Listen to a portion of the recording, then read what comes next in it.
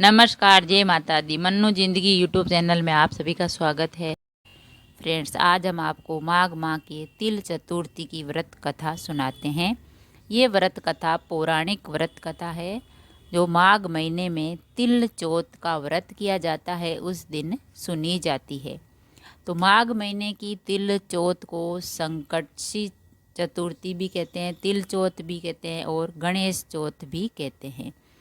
तो ये जो 17 जनवरी को है 2025 शुक्रवार को गणेश चतुर्थी का व्रत। इस व्रत को करने से भगवान श्री गणेश बहुत ही प्रसन्न होते हैं और चौथ माता का भी आशीर्वाद मिलता है। इस व्रत को करने से संतान प्राप्ति और संतान की कोई चिंता है तो वह दूर करने वाली ये चतुर्थी होती है। इस व्रत की पौराणिक कथा। तिल चौथ या चतुर्थी की कहानी। एक शहर में देवरानी जेठानी रहती थी। जेठानी अमीर थी और देवरानी गरीब थी। देवरानी गणेश जी की भक्त थी, यानी गणेश जी की पूजा आराधना करती थी और गणेश जी की भक्त थी। देवरानी का पति जंगल से लकड़ी काट कर बेचता और अक्सर बीमार ही रहता। देवरानी जेठानी के घर का सारा काम करती और बदले में जेठानी बचा हुआ खाना, पुराने कपड़े आदि उसको दे देती। इसी से देवरानी का परिवार चलता रहता। माघ महीने में देवरानी ने तिल चौथ का व्रत किया। 5 आने का तिल व गुड़ लाकर तिल कुट्टा बनाया। पूजा करके तिल चौथ की कथा यानी कहानी सुनी और तिल कुट्टा छिंके में रख दिया और सोचा कि चांद उगने पर पहले तिल कुट्टा और उसके बाद ही कुछ खाएंगे, यानी सबसे पहले चांद देखकर तिल कुट्टा खा के और फिर खाना खाते हैं। कथा सुनकर वे जेठानी के यहाँ चली गई काम करने के लिए। खाना बनाकर जेठानी के बच्चों से खाना खाने को कहा तो बच्चे बोले, माँ ने व्रत किया है और माँ भूखी है। जब माँ खाना खाएगी हम भी तभी खाएंगे। जेठ जी को खाना खाने को कहा तो जेठ जी बोले, मैं अकेला नहीं खाऊंगा, जब चांद निकलेगा तब सब खाएंगे, तभी मैं भी खाऊंगा। जेठानी ने उसे कहा, आज तो किसी ने भी अभी तक खाना नहीं खाया, तुम्हें कैसे दे दूं?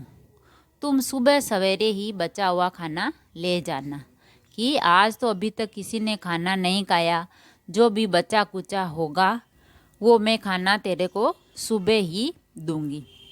तो देवरानी के घर पर पति बच्चे सब आस लगाए बैठे थे कि मम्मी आएगी वहाँ से काम करके तो खाना लाएगी। आज तो त्योहार है, इसीलिए कुछ पकवान आदि खाने को मिलेगा।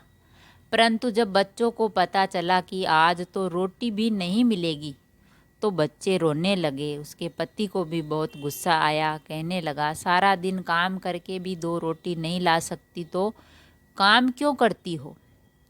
पति ने गुस्से में आकर पत्नी को कपड़े धोने से मारा। धोना हाथ से छूट गया तो पाटे से मारा। वह बेचारी गणेश जी को याद करती हुई रोते रोते पानी पीकर सो गई। क्या करे, कहाँ से लाए खाना रात में।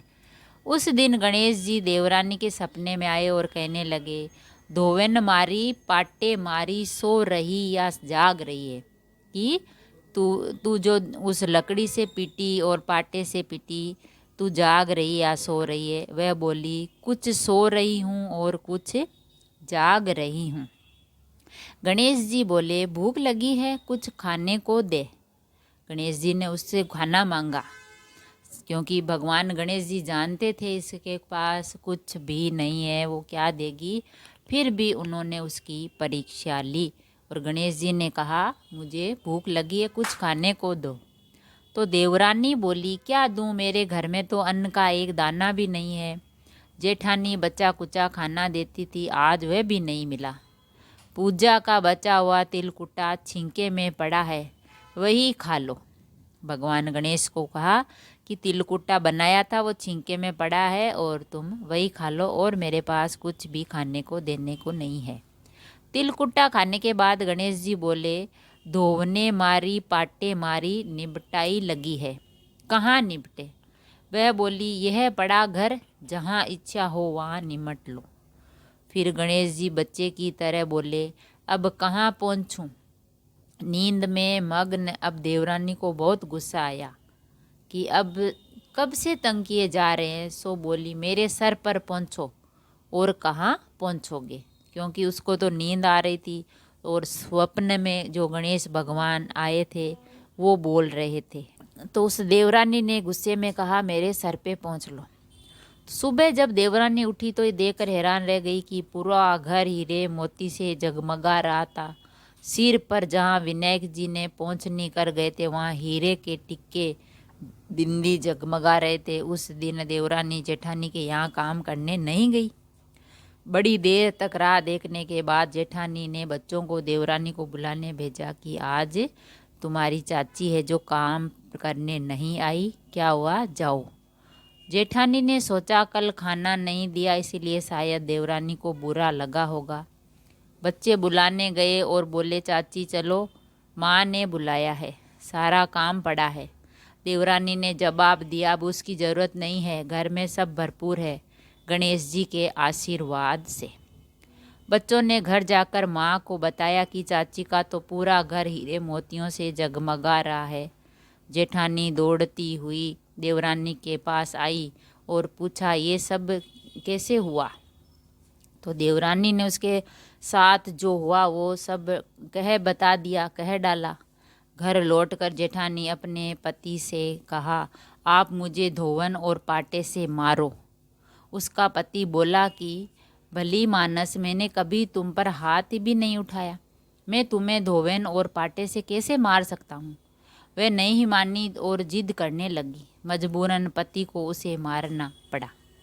उसने ढेर सारा घी डालकर चूरमा बनाया, छिंके में रखकर सो गई। रात को चौथ विनायक जी सपने में आए और कहने लगे, भूख लगी है, क्या खाऊं?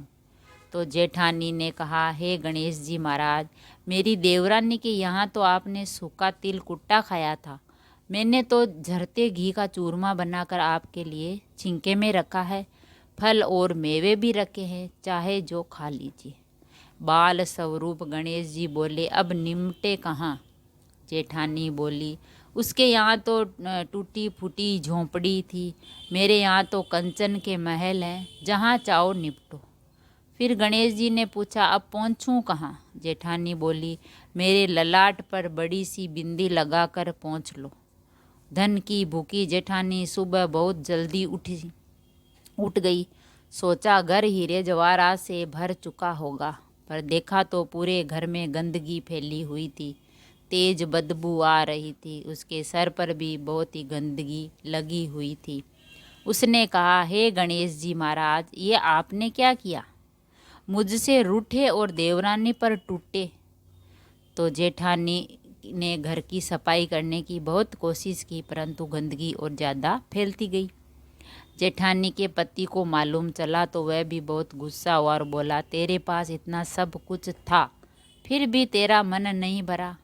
परेशान होकर चौथ के गणेश जी से मदद की विनती करने लगी। गणेश जी ने कहा, देवरानी से जलन के कारण तूने जो किया था ये उसी का फल है। अब तू अपने धन में से आधा उसे दे दे, तभी ये सब साफ होगा। उसने आधा धन बांट दिया, किंतु मोहरों की एक हांडी चूल्हे के नीचे गाड़ रखी थी। उसने सोचा किसी को पता नहीं चलेगा और उसने उस धन को नहीं बांटा। उसने कहा, हे श्री गणेश जी, अब तो अपना ये बिखराव समेटो। वे बोले, पहले चूल्हे के नीचे गाड़ी हुई मोहरों की हांडी सहित ताक में रखी 2 सुई के सभी 2 हिस्से कर। इस प्रकार श्री गणेश जी बाल स्वरूप में आकर सुई जैसी छोटी चीज का भी बंटवारा किया और अपनी माया समेटी। हे गणेश जी महाराज, जैसी आपने देवरानी पर कृपा की वैसी सब पर करना। कहानी कहने वाले, सुनने वाले और हुंकारा भरने वाले सब पर कृपा करना, किंतु जेठानी को जैसी सजा दी वैसी किसी को भी मत देना। बोलिए गणेश जी महाराज की जय, चौथ माता की जय। तो फ्रेंड्स, ये थी तिल चौथ की कहानी। अगर कहानी पसंद आई तो लाइक और शेयर ज़रूर करें। ऐसी ही कहानी और कथा सुनने के लिए, जानने के लिए चैनल को सब्सक्राइब करें। थैंक यू, धन्यवाद।